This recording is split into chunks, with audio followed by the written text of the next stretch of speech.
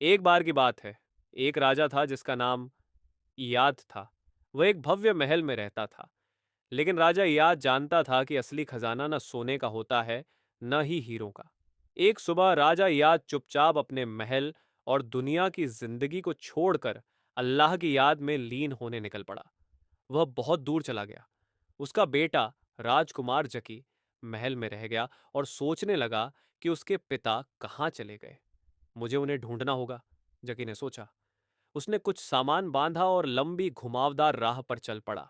रास्ता कठिन था, लेकिन अपने पिता के प्रति प्यार और सम्मान ने उसे आगे बढ़ते रहने की ताकत दी।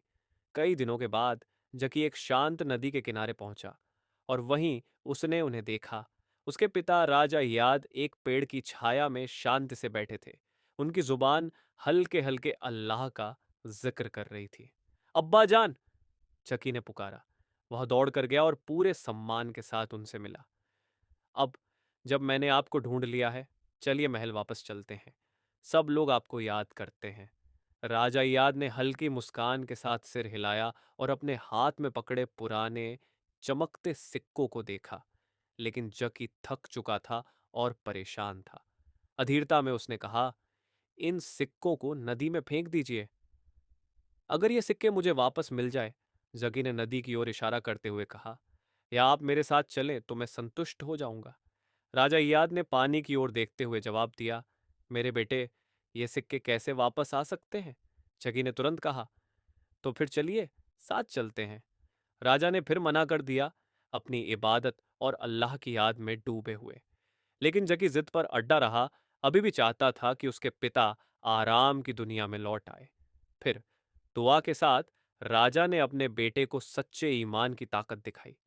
अल्लाह की याद की बरकत से उन्होंने नदी की मछलियों से कहा कि वे सिक्के वापस ले आए। हैरान होकर जकी ने देखा कि एक एक करके सारी मछलियां वे चमकते सिक्के वापस ले आईं। जकी का दिल शर्म से भर गया। उसने सिर झुका लिया और अधीरता के लिए सच्चे दिल से अपने पिता से माफी मांगी। राजा इयाद ने मुस्कुराकर रहम और मोहब्बत से अपने बेटे को माफ कर दिया।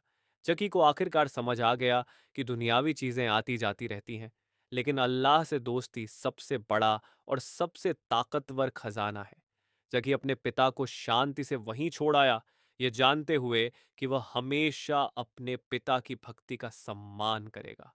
वह सब्र, सम्मान और अल्लाह की महान शक्ति का सबक हमेशा अपने दिल में लिए वापस चला गया।